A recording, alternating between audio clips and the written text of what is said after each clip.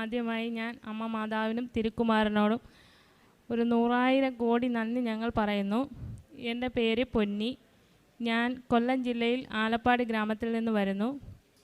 ഞങ്ങൾക്ക് പറയാനുള്ളതെന്ന് പറയുന്നത്, ഞാനും എൻ്റെ ജ്യേഷ്ഠൻ്റെ മകളാണിത്. അപ്പം ഞങ്ങൾ രണ്ടുപേരും ഒരു കടയിൽ സെയിൽസ് റെപ്രസെൻറ്റേറ്റീവായിട്ട് പോവുകയായിരുന്നു ജോലി.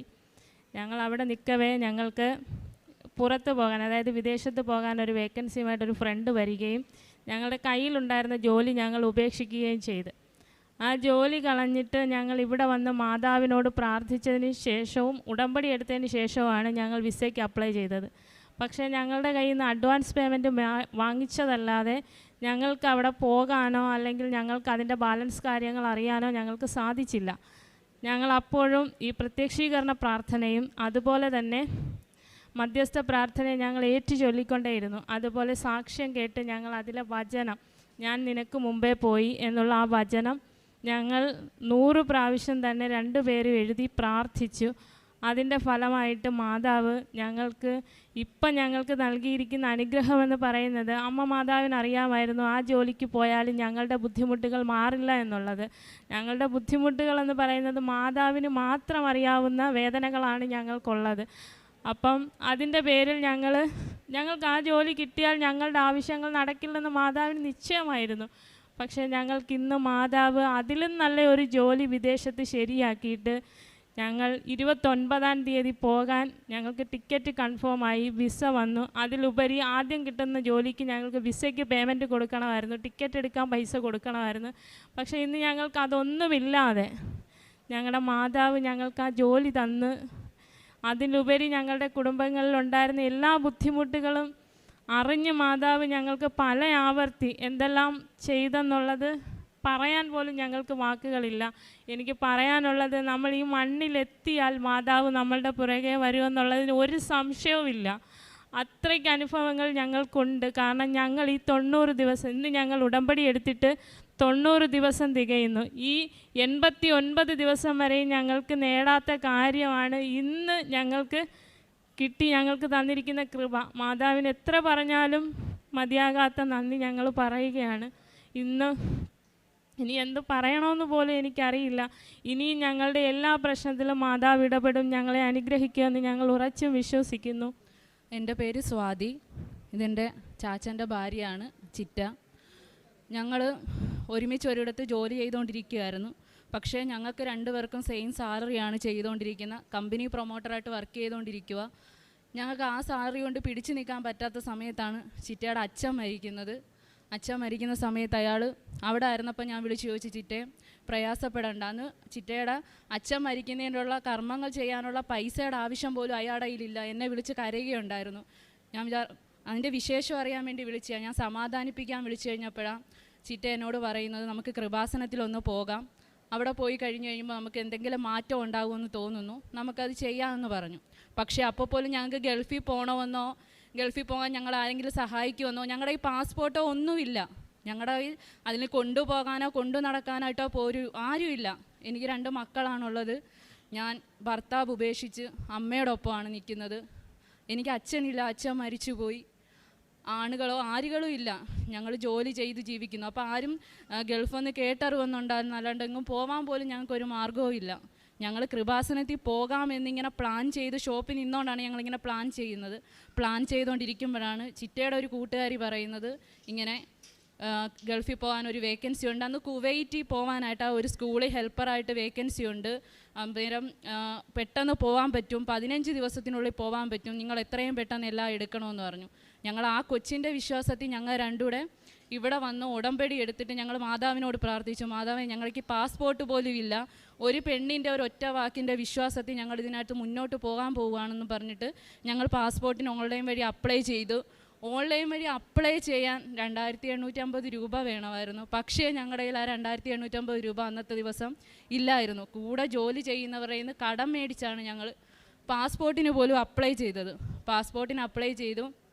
ഞങ്ങൾ 2 പാസ്പോർട്ട് ഓഫീസിൽ ചെന്നു, പ്രൂഫുകളുമായിട്ട് എല്ലാം ചെല്ലുക. പക്ഷേ ചെന്ന് കഴിഞ്ഞാൽ അവിടെ അകത്തോട്ട് കയറാൻ വെരിഫിക്കേഷന് കൊടുത്ത ഫസ്റ്റ് തന്നെ പറഞ്ഞു, ഞങ്ങൾക്ക് 2 പേർക്കും പാസ്പോർട്ട് കിട്ടത്തില്ല, ഒരാൾക്ക് SSLC ബുക്കിനകത്ത് പ്രശ്നം, ഒരാൾക്ക് എന്തോ വേറെ സ്പെല്ലിങ് മിസ്റ്റേക്ക്. അതുകൊണ്ട് രണ്ടുപേർക്കും പാസ്പോർട്ട് കിട്ടാൻ ബുദ്ധിമുട്ടാണ്, അകത്തോട്ട് കയറണ്ട, ഇതെല്ലാം ശരിയാക്കിയിട്ട് വന്നിട്ട് വന്നാൽ മതി. അപ്പം ഞങ്ങൾക്ക് 15 ദിവസമേ ടൈമുള്ളൂ.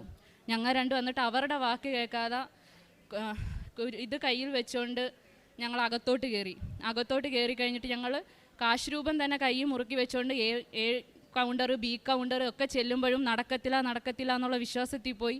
C കൗണ്ടർ ചെല്ലുമ്പോഴും മാതാവേ ഞങ്ങൾക്ക് സാധിച്ചു തരണം, ഇതിൻ്റെ പുറകിന് പോകാനോ ഇതിൻ്റെ പുറകെ കാശ് ചിലവാക്കാനോ ഞങ്ങൾക്കൊരു മാർഗവുമില്ല. കാശില്ലെങ്കിൽ കൂടെ നടക്കാൻ ആൾ വേണം, ഞങ്ങൾക്ക് ആരുമില്ല. പക്ഷേ ഞങ്ങൾക്ക് C കൗണ്ടറിൽ ചെന്ന് കഴിഞ്ഞപ്പോഴത്തേക്കും ഞങ്ങൾക്ക് ഇതിൻ്റെ പ്രശ്നമുണ്ടല്ലോ സാറെന്ന് പറഞ്ഞു ആ പ്രശ്നം ഇനി ഇവിടെ നോക്കുന്നില്ല, നിങ്ങൾക്ക് പാസ്പോർട്ട് ഞങ്ങൾ തരിക എന്നും പറഞ്ഞിട്ട് ഞങ്ങൾക്കത് പാസ്പോർട്ട് ഞങ്ങൾക്ക് കൈ കിട്ടി. അതാണ് ഒന്നാമത് ഞങ്ങളെ ഞങ്ങൾക്ക് തുടക്കം ഞങ്ങൾ മാതാവായിട്ട് തന്നെ ഞങ്ങൾക്ക് തന്നു. 15 ദിവസത്തിനുള്ളിൽ കൊടുക്കാനുള്ള പറഞ്ഞില്ല. 5 ദിവസത്തിൽ കഴിഞ്ഞപ്പം 25,000 രൂപ അഡ്വാൻസ് ഇട്ട് കൊടുക്കണമായിരുന്നു. 25,000 രൂപ അഡ്വാൻസ് ഇട്ട് കൊടുക്കാനും ഞങ്ങളുടെ ഈ പൈസ ഇല്ല. 25,000 രൂപ പോയിട്ട് 25 രൂപ പോലും ഞങ്ങൾക്ക് 2 പേർക്കും എടുക്കാനില്ല. അങ്ങനെ ഇരിക്കുന്ന സമയത്ത് എല്ലാവർക്കും അറിയാം, ഒരു ഭർത്താവ് ഉപേക്ഷിച്ച് നിൽക്കുന്ന സ്ത്രീകളോട് പലർക്കും പല രീതി മോശത്തരവും പല രീതിയും പറയും. അതെല്ലാം തരണം ചെയ്താണ് ജീവിച്ചുകൊണ്ടിരുന്നത്. 25,000 രൂപ വൈകിട്ടിട്ട് കൊടുക്കുന്ന സമയത്ത് 5 മണിയാകുമ്പോൾ ഗൂഗിൾ പേ ചെയ്യണമായിരുന്നു. 4 മണിയായിട്ടും എനിക്ക് പൈസ ഉള്ളവരുടെയിലും ഇല്ലാത്തവരുടെ കയ്യിലൊക്കെ എല്ലാം തെണ്ടുക എന്ന് പറയത്തില്ലേ, അതുപോലെ ഞങ്ങൾ ഓരോരോ വീടുകൾ തോറും തെണ്ടിയിട്ടുണ്ട്. പക്ഷേ ഞങ്ങൾക്ക് പൈസ കിട്ടിയിട്ടില്ല. അങ്ങനെ അവസാനം 25,000 രൂപ ഞാനൊരു ചേട്ടനെ വിളിച്ചിട്ട് ചോദിക്കുകയാണ്. ആ ചേട്ടനെ എനിക്ക് പരിചയം ഉണ്ടെന്നല്ലാണ്ട് ഒന്നുമില്ല. ഞാൻ ചേട്ടാ ഒരു ആവശ്യമുണ്ട്, എനിക്കൊരു 25,000 രൂപ വേണം, ഇന്ന കാര്യത്തിനാണ്. അയാൾ പറഞ്ഞു അരമണിക്കൂറിനുള്ളിൽ ഞാൻ പൈസ കൊണ്ട് തരാം. അപ്പോൾ അയാൾക്ക് വീട് എവിടെയാണെന്നറിയണം, സ്പോട്ട് എവിടെയാണെന്നറിയണം, എങ്ങനെയാണ് താമസിക്കുന്നതെന്നറിയണം. അത് ഞാൻ പറഞ്ഞില്ലേ, നമ്മൾ ജീവിക്കുന്ന, നമുക്ക് ഭർത്താവില്ല, നമ്മുടെ വീട്ടിൽ ആരുമില്ല എന്ന് കാണുന്ന ചില സ്ത്രീകൾക്കുണ്ടാകുന്ന ഏറ്റവും വലിയ വിഷമമാണത്. ആ വിഷമത്തിലിരിക്കവേ ഞാൻ തരാമെന്ന് പറഞ്ഞു. പക്ഷേ എനിക്ക് പൈസയ്ക്ക് ആവശ്യമുണ്ട്. പക്ഷേ അയാളുടെ നിന്ന് മേടിക്കാൻ എൻ്റെ മാനം എന്നെ അനുവദിക്കുന്നില്ല. ആ സമയത്ത് ഞാൻ മാതാവിനോടും ചിറ്റയോടും പറയും, ചിറ്റ എനിക്ക് 25,000 രൂപ വേണം, പക്ഷേ എനിക്ക് അയാളുടെ കയ്യിൽ നിന്ന് മേടിക്കാൻ എനിക്ക് മനസ്സനുവദിക്കുന്നില്ല. ആ 25,000 രൂപ അയാൾ അരമണിക്കൂറിനുള്ളിൽ കൊണ്ട് തരാമെന്ന് പറഞ്ഞതിന് മുന്നായിട്ട് തന്നെ എൻ്റെ ചിറ്റയുടെ മോടെ കൂട്ടുകാരി കാലിൽ കിടന്ന പാദസരം എനിക്ക് ഊരി തന്നിട്ട് പറഞ്ഞ് ചേച്ചി കൊണ്ടുവന്ന് പണയം വെച്ചിട്ട് അഡ്വാൻസ് കൊടുക്കാമെന്ന്. അപ്പോഴും മാതാവിനോട് ഞാൻ പറഞ്ഞു എനിക്ക് 25,000 രൂപ വേണം, പക്ഷേ എനിക്ക് അയാളുടെ കയ്യിൽ നിന്ന് മേടിക്കാൻ കഴിയില്ല. ആ അരമണിക്കൂറിനുള്ളിൽ മാതാവ് എനിക്കിത് വേറെ വഴിക്കുന്ന് സാധിച്ചു തരണം. ആ കുഞ്ഞ് കാലിൽ കിടന്ന കൊലുസ് ഊരി തന്നു. വീട്ടുകാർ പോലും അറിയാതാണ് എനിക്ക് തരുന്നത്. പക്ഷേ അതെനിക്ക് കിട്ടുമെന്നൊന്നും പ്രതീക്ഷിച്ചല്ല. അങ്ങനെ ആ പണയം വെച്ചു. രാത്രി മഴയായിരുന്നു, ഞങ്ങൾ മഴയത്ത് നനഞ്ഞ് മഴ പെയ്യുമ്പോഴും മഴ കൊള്ളുമ്പോഴും ഒക്കെ പ്രാർത്ഥിക്കുന്നുണ്ട്, മാതാവ് കൂടുണ്ട്. ഞങ്ങൾ 2 സ്ത്രീകളും ഒറ്റയ്ക്കാണ് ഇതിനെല്ലാം ഇറങ്ങി തിരിച്ചത്. ഒരു വീട്ടിൽ കൊണ്ടുവന്ന് പണയം വെച്ചാണ് ആദ്യത്തെ അഡ്വാൻസ് ഇട്ട് കൊടുക്കുന്നത്. അങ്ങനെയെല്ലാം മുന്നോട്ട് പോയി. 15 ദിവസമായിട്ടും വിസ വരുന്നില്ല, ഒന്നും സാധിക്കുന്നില്ല. അത് കഴിഞ്ഞപ്പോഴത്തേക്ക് തിരക്കിയപ്പോൾ പറയാം, ഇനി 1 മാസം നിങ്ങൾ വെയിറ്റ് ചെയ്യണം, എന്നാലേ ഇത് സാധിക്കത്തുള്ളൂ, എന്തോ പ്രശ്നം പറയുന്നുണ്ട്. ആ 1 മാസത്തിനുള്ളിൽ ഞങ്ങൾ വീണ്ടും വന്നു, എന്നിട്ടും സാധിച്ചില്ല. ഞങ്ങളങ്ങനെ അച്ഛനെ കയറി കണ്ടു. ചിറ്റയാണ് വന്ന്, ഞാൻ ഒന്നും വന്നില്ല. ചിറ്റ വന്ന് അച്ഛനെ കണ്ടു. അച്ഛൻ പറഞ്ഞു, നീ പ്രാർത്ഥിക്കുക, വേറൊന്നും പ്രാർത്ഥിച്ചാൽ നിനക്കെല്ലാം നടക്കും, നിന്നെ ഞാനിവിടെ സാക്ഷിയായിട്ട് നിർത്താമെന്ന് പറഞ്ഞു.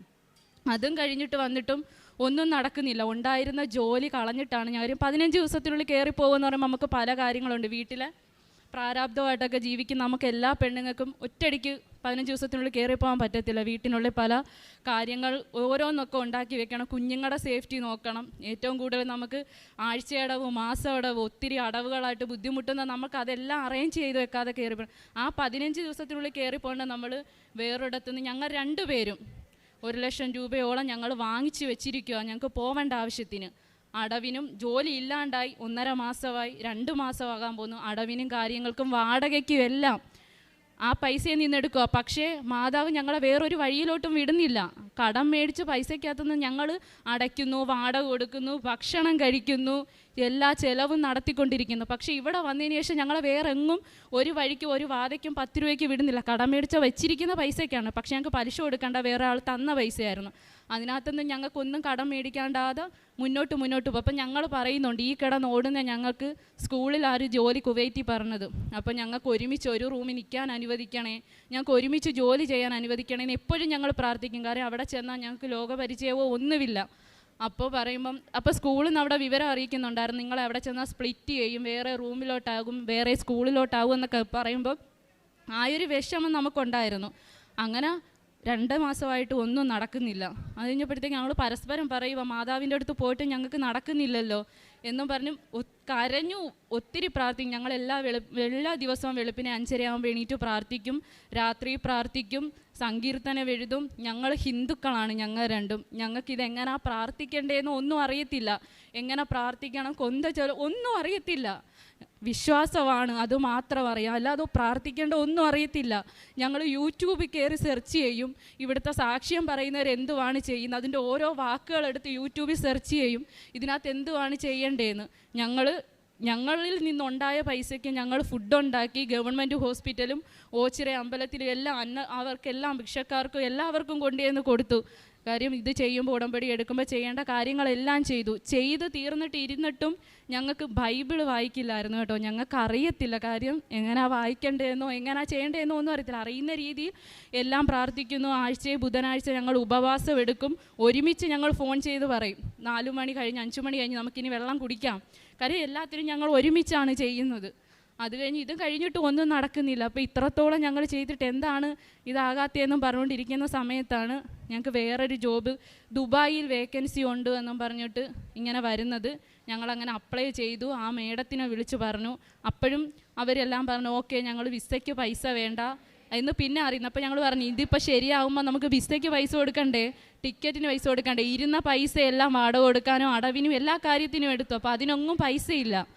അങ്ങനെ ഇരിക്കുകയാണ് ആ മേഡം പറയുന്നത്, നിങ്ങൾക്ക് വിസയ്ക്കും പൈസ വേണ്ട, ടിക്കറ്റിനും പൈസ വേണ്ട, നിങ്ങളുടെ പേഴ്സണലായിട്ടുള്ള എന്ത് ചിലവാണോ ആ ചിലവിന് മാത്രം പൈസ മതി എന്ന് പറയുകയും, ഞങ്ങളിപ്പോൾ ബൈബിൾ വായിക്കാൻ അറിയാത്തതുകൊണ്ട് ഞങ്ങൾ പിന്നെ പറഞ്ഞു, ഒരു ദിവസം 13 അധ്യായം വെച്ച് വായിക്കണമെന്ന് യൂട്യൂബ് സെർച്ച് ചെയ്തപ്പോഴാണ് അറിഞ്ഞത്. ഞങ്ങൾ 13 അധ്യായവും ഓരോ ദിവസമായിട്ട് വായിച്ചു. 13ാമത്തെ ദിവസം അധ്യായം വായിച്ചു തരുന്ന ദിവസം ഞങ്ങൾക്ക് വിസ അപ്ലൈ ചെയ്തു. ഞങ്ങൾക്ക് സാക്ഷനായെന്ന് പറഞ്ഞു. ഞങ്ങൾക്ക് 29-ാം തീയതി നമുക്ക് ടിക്കറ്റ് വരുമെന്നും പറഞ്ഞു. ഇതിനൊന്നും ഞങ്ങൾക്ക് പൈസയും വേണ്ട, ഞങ്ങളുടെ പേഴ്സണലായിട്ടുള്ള ചിലവിന് മാത്രം കയറിപ്പോയാൽ മതിയെന്നാണ് പറഞ്ഞിരിക്കുന്നത്. ഞങ്ങൾക്ക് ഇന്നലെ വിസ വന്നു. ഞങ്ങൾക്ക് വൈകിട്ട് ഒരു 5 മണിയൊക്കെ ആയപ്പോൾ വന്നു. ഞങ്ങൾ ഇന്ന് സാക്ഷ്യം പറയാനായിട്ട് വന്നു. 29-ാം തീയതി ഞങ്ങൾ രണ്ടും കയറിപ്പോകും. ഞങ്ങൾ ഒരു റൂമിൽ ഒരു ജോലി ഒരുമിച്ച് തന്നെ ഞങ്ങൾ ചെയ്യുകയും ചെയ്യും.